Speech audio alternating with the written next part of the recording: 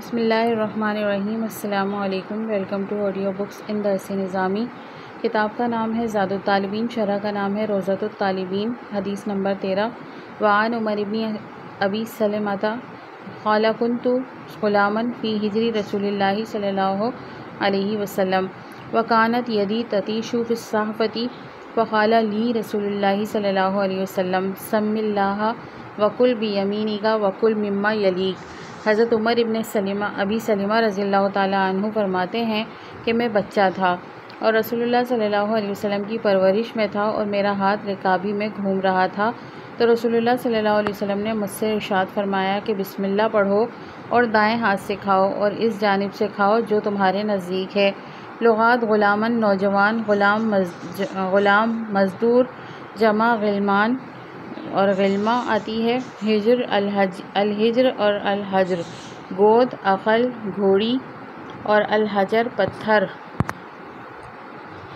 وقال تعالی حرث ہجر تتیشو تاشا باب ضربہ سے گردش کرنا، عقل زائل ہونا۔ صحفہ بڑا پیالہ، جمع صحاف۔ قال تعالی یطاف علیہم بصحاف من ذہب واکواب۔ سما یسمی تسمیۃً بسم اللہ کہنا۔ یلی ولیہ ولا ولین فلانن قریب ہونا، متصل ہونا۔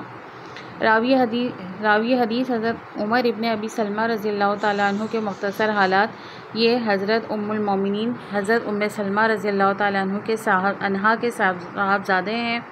ہجرت سے 2 سال پہلے حبشہ میں پیدا ہوئے، اپنے بہن بھائیوں میں سب سے بڑے تھے، اور جب ام سلمہ رضی اللہ تعالیٰ عنہا سے آپ صلی اللہ علیہ وسلم کا نکاح ہوا، اس وقت یہ بچے تھے، اس لیے بعد میں آپ صلی اللہ علیہ وسلم کی پرورش میں آ گئے۔ بچے تھے اس لیے سیکھنے کا خوب موقع ملا۔ یہ آپ صلی اللہ علیہ وسلم سے بھی اور اپنی والدہ سے بھی روایات نقل کرتے ہیں۔ عبد الملک ابن مروان کے زمانے میں انتقال ہوا۔ ابن الاسیر فرماتے ہیں کہ انتقال 83 ہجری میں ہوا۔ اس حدیث میں کھانے کے آداب میں سے 3 بنیادی اور اہم آداب کو بیان کیا گیا ہے۔ اول، سم اللہ، کھانے کی ابتدا میں بسم اللہ پڑھنا۔ ایک دوسری حدیث میں آتا ہے کہ جب کھانا کھانے والا بسم اللہ نہیں پڑھتا تو شیطان بھی کھانے میں شریک ہو جاتا ہے، اور جب وہ پڑھتا ہے تو شیطان بھاگ جاتا ہے۔ ایک دوسری حدیث میں آتا ہے کہ جب شروع میں آدمی بسم اللہ پڑھنا بھول جائے تو درمیان میں یاد آنے پر یوں پڑھ لے بسم اللہ اولہ و آخرہ۔ ایک دسترخوان پر جتنے آدمی بیٹھے ہوں سبھی کے لیے بسم اللہ پڑھنا لازمی اور ضروری ہے۔ دوم، کل بیمینک، دائیں ہاتھ سے کھائے۔ ایک دوسری حدیث میں آتا ہے کہ شیطان بائیں ہاتھ سے کھاتا ہے۔ علامہ طور پشتی رحمۃ اللہ علیہ کے بقول بائیں ہاتھ سے کھانے والا شیطان کے زیر اثر اور تابع ہوتا ہے اور اس کو بائیں ہاتھ سے کھانے پینے پر ابھارتا ہے۔ سوم، کلو مما یلیک، تیسرا ادب یہ ہے کہ کھانے کے برتن میں آدمی اپنے سامنے سے کھائے جبکہ ایک قسم کا کھانا ہو، اور اگر مختلف قسم کی چیزیں ہوں مثلاً میوے وغیرہ تو اب اختیار ہے جو چیز پسند ہو اس کو کھائے۔